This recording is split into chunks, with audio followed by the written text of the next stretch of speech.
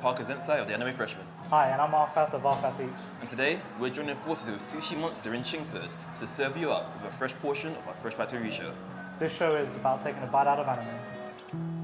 Sushi Monster, is a Japanese restaurant located on the first floor of the Rusty Bike pub in Chingford. What makes this spot stand out compared to other Japanese restaurants in the area is not only that it's located inside of a pub, but that the food is zipped around and delivered using mini trains. Picture a tasty train ride straight from the kitchen to your table, with the final destination being your stomach. As well as the cool train concept, the rest of the restaurant is also decked out beautifully with lots of Japanese accents and paintings. Food-wise, Sushi Monsters offers all your favorite Japanese favorites, from sushi of course, through to udon, donburi, and some special exclusive monster-themed rolls that we'll certainly be exploring and taking a bite of. And with that, our appetite is growling, so I'll hand it over to Zen for the anime breakdown. Growling is an understatement. Animated by Production IG, the studio behind works like Haikyuu, Psychopaths, and Kuroko no Basket, written by Naoma Matsumoto, Kaiju No. 8 is an electrifying anime series set in a world constantly under threat from giant monsters known as kaiju. Our hero, Kafka, once dreamed of joining the defense force to fight these monstrous creatures. However, life took a different turn, and he ended up as part of the cleanup crew, turning up the aftermath of kaiju attacks. But everything changes when Kafka encounters a mysterious small kaiju that grants him the ability to transform into a powerful kaiju himself, dubbed Kaiju No. 8. With his newfound powers, Kafka is caught between his human loyalties and his monstrous abilities he must control. This dual existence sets the stage for epic battles, deep personal struggles, and the quest for redemption. Kaiju No. 8 combines intense action, heartfelt moments, and a fresh take on the classic monster fighting genre, making it a must-watch for any anime enthusiast. We're rolling, we live. Yeah. Welcome back. Thank you, welcome back. I say welcome back. Again, new location, episode 3. Yes. Do you know what? Previously, on our Fresh Bites review, it was a thing where I was the expert because I had read ahead and I knew all that we were going to be discussing. But it's now the opposite way around. So I'm the fresh one, and you kind of got the knowledge on this one. Yeah. So I'll let you lead this one. So today we're covering Kaiju No. 8. So this is kind of a special one for me because I originally picked up the manga back during COVID. So it was like, COVID time was a bit weird. I didn't really know what to read, what to pick up, what to catch up on. And Kaiju No. 8 at the time was new. And what really pulled me in was the cover, which eventually you'll find out is Kaiju Kafka. But I think one thing that really took me into the anime was the fact that it was around kaijus, which as we know in Japanese means monsters. The most famous one obviously being Godzilla. Yeah, so I feel like a lot of inspiration around that series comes from that. But the interesting take about this anime is the fact that we always see the heroes and the villains fighting each other, we see these incredible creatures, but we never really see what happens after. Who's the one cleaning up, who's the one, picking up the pieces, who's the one fixing the city. Yeah. Once the heroes have done their bit, they just chill back and relax, they go back on their next adventure. They take all the applause. Exactly. And then the hard grafting guys come in and be like, what do we do now? Roll up our sleeves. Exactly. The cornerstone of our anime societies. This story revolves around Kafka, who is one of those disposal unit guys who do clean up after the heroes have destroyed and killed the monsters. You'll soon realize that it's not as easy as it looks. Quite challenging to even get to that level of fighting monsters in the first place, but cleaning them up is a whole nother ordeal, man. Is there anything you want to touch upon? So might as well start closest to the camera. We have the prawn gyozas over here and the chicken gyoza over here. So if you've seen Dorohedoro, there's a main character who he is obsessed with gyoza. And his name is Kaiman, and he basically has a lizard head. So I guess you can kind of like bring it back to what we're talking about today, because in another world he would be he'll be a kaiju himself. So that's a little fun fact about that. And I'm gonna bring it closer to myself and talk about the miso. So we have the miso soup over here, and I guess we can tie this into Kaiju No. 8 because there was as you mentioned, the cleanup crew, they literally go around cleaning up the intestines, they literally break down the monsters and everything, and they literally have to climb into the carcass of said destroyed beasts and clean up the So, can I say that? But there was one scene where Kafka, he basically realized that obviously working in intestines, you can't take solid food. So he basically had a supplement that was liquid form, and that's what kind of got him through his day. And later on, when he gets introduced to the second main character, which is Ichiwaka. Oh, I forgot his name as well. He must be a Sasuke. But he's kind of an emo-like character. But he also kind of showed him how he should be taking down the liquid form to get through a shift. Passing on that kind of like expertise and knowledge, like, hey man, you're gonna need this. Yeah, absolutely. For me, I think some of the standout dishes, definitely the chicken yakitori. So as delicious as chicken yakitori is, yakitori basically just means on the stick, so it's like nice grilled chicken thighs and a sweet teriyaki sauce. But for me, it reminds me of, and it's not really a spoiler, it happens all in episode 1, when Kafka turns into the kaiju.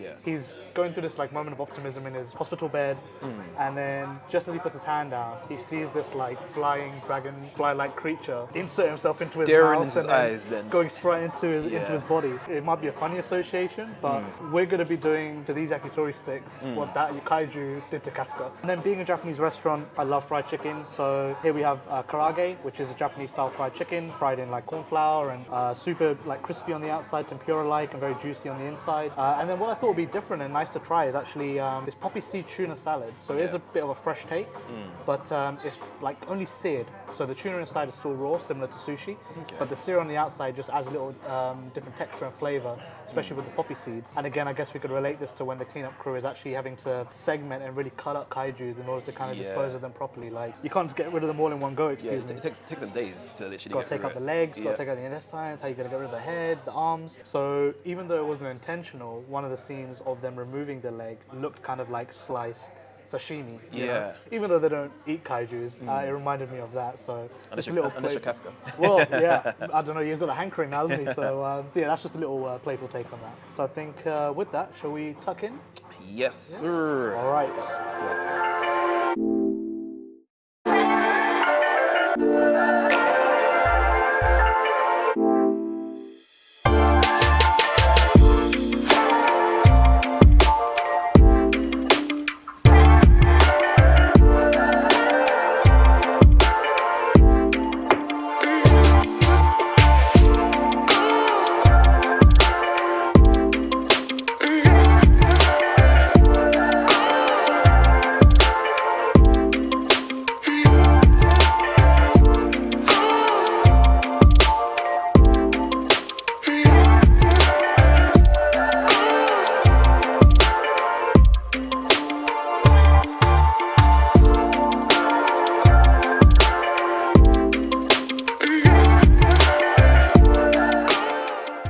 But we're on the main event. But Yes. before we get on to the mains, what's some of your favorite moments from the series? We haven't had too many moments just happen yet. I think it's still quite a fresh anime, but there have definitely been some highlights for me. I think one of the first comes to the end of episode 1 when Kafka actually figures out he's a kaiju. And there was a shared moment of realization as Kafka looked at his reflection in the window, then looked back at Ichikawa, and they both just started emoting and freaking out and thinking, what the hell just happened to me? What am I? I like how the art style changed at that point as well. Oh, and it was amazing. It was so playful and artistic, and like the joint reaction together was hilarious. Both reading it in the manga a couple of years ago, and then seeing that translated onto the screen. And I think what solidified that moment as one of my favorites was just as I had this moment of panic and realization, like, yo, I've become a kaiju. The things we're meant to stop. An old man is just walking by in the corridor, peers into the room, casually. just sees this young boy and a random kaiju like yelling at each other and screaming at each other in bed, and without hesitation just calls them in. He calls him in. He was up. Yeah, he was literally. And then Kafka is trying to like de-escalate the situation. He's like, hey man, don't call them in. Yeah. But he doesn't realize that his version of smiling or calming someone down looks terrifying. You know what I mean? Yeah. So for me, that was a really early showcase also into the comedic side of the anime. I think when you hear about kaijus and monsters and cleanup crews, you might think it's quite serious anime, but it's got such a comedic undertone, and it's amazing once you start to figure that out. You know, the funny thing is, when we first meet Shinomiya, I wasn't impressed. I first saw her, we first see her in the car park. Yes. And talk about stuck up, talk about a brat, talk about spoiled. Basically, Kafka had parked in a spot. I think it was number 55. 55. And then she pulls up and goes, "Hey, old man." And then he goes, "Oh, old man." Old man? Like Oji-san. me? And he's like, "What?" And how old is he? He's 32, I believe. He's 32. With all Dune, bro. Yeah, he's 32. But it was a thing where she basically calls him old man and goes, "You're on my spot." And he's like, "What? That's my lucky number, so you need to move." He goes, "I'm not moving." But also, that was the lucky number that day. That day, not even just her lucky number, lucky number that day. She goes, Yeah. 55 is my number right now, and you're it. in 55, so get out of that spot. And he was like, hell no! And then she literally goes, okay, fine. She kind of like takes off her outer coat and reveals that she's wearing like one of the tech gears. Yes, yeah. And she lifts the car up. Instead of just lifting the car up and putting it away, she dashes it.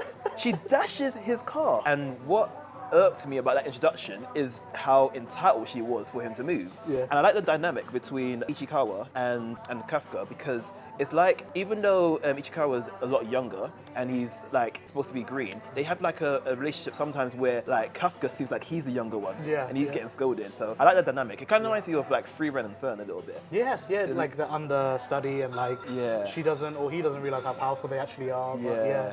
learning a lot from them. Yeah. And another favorite moment of mine would be his. Obviously, he has a childhood crush. His childhood crush is Mina, I believe. Yep, Mina. And Mina is literally the Mikasa of the series. I was about to say she is exactly like. She's like the Mikasa. She flies around killing everything in sight. Literally. So it's a thing where they grew up together, and he made a promise to her that they will become. They'll join the force together and like Side clean by up side. kaiju. But life happened. He got derailed and went elsewhere. And when he finally joins the force and gets into a room with all the boys, they have like a hot tub scene. Yeah. It's revealed that all of the boys are motivated to join the force because of Mina. Yeah. And he goes, oh yeah, we went to school together, like just casually. He was like, what? Your childhood friends?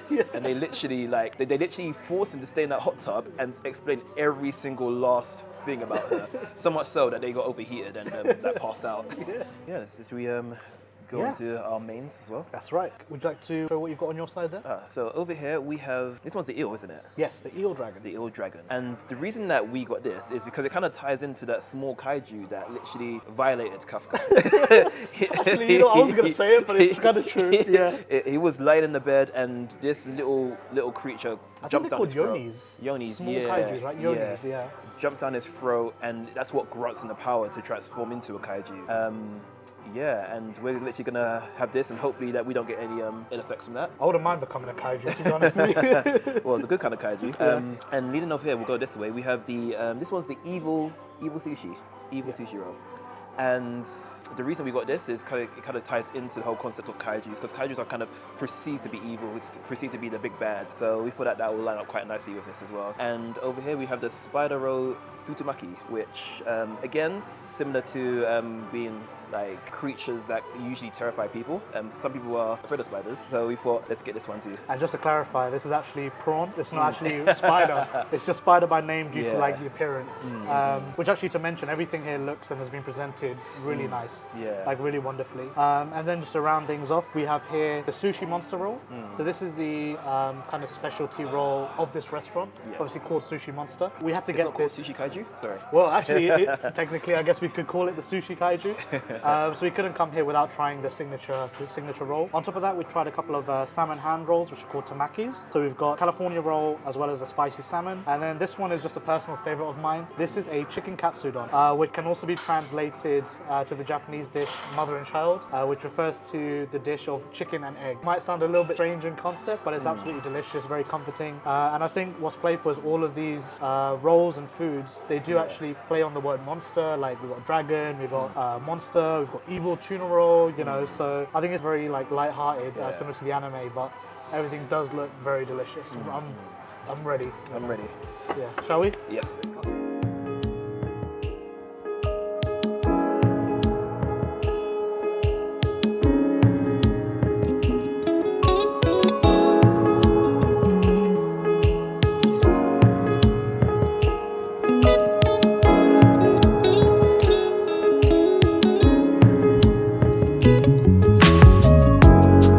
Can this be you and me? You blow my mind. Can this be? Can this be you and me? It's gonna make it. It's the first time we actually made it to desserts. It's true, no more drinks for us. We got that out of the way early. Yeah. Well, yeah, come to the end of the road. This has been an experience. Really random question, actually. What was your sushi origin story? Just really random. Well, sushi origin story. So I was a bit afraid of sushi growing up, but I was always quite local to where I grew up in West London. So we didn't really have sushi to begin with. So it wasn't until I started working in London where, actually this is where my whole kind of food journey came from in the first place, where every day for lunch, I would just try something new. Yeah. You know, instead of playing it safe, I would try sushi, I would try think about other foods I've ever tried. But like, so downstairs to the office we had, there was a sushi spot. So I thought one day it was quite hot and I wanted something quite cold. So I saw sushi in the fridge, picked one up, and actually I loved it. I love the freshness of the fish, the amount of rice you get. Yeah. So satisfying but light. So I think that for me was where sushi took off. Since then, I've realised the different kind of grades of sushi you can get. Where you can, get your stuff from Tesco, which isn't always the greatest, but there's so many restaurants now in London that kind of specialise in amazing sushi, such as Sushi Monster we were at today. Everything was actually fantastic. I had a great time. What about you? It started a long time ago. Me and my brother were at home chilling, and then my mum came back one day with sushi from the supermarket. And she goes, "Oh, try this." She's like, "It's raw fish." And we're like, "What?"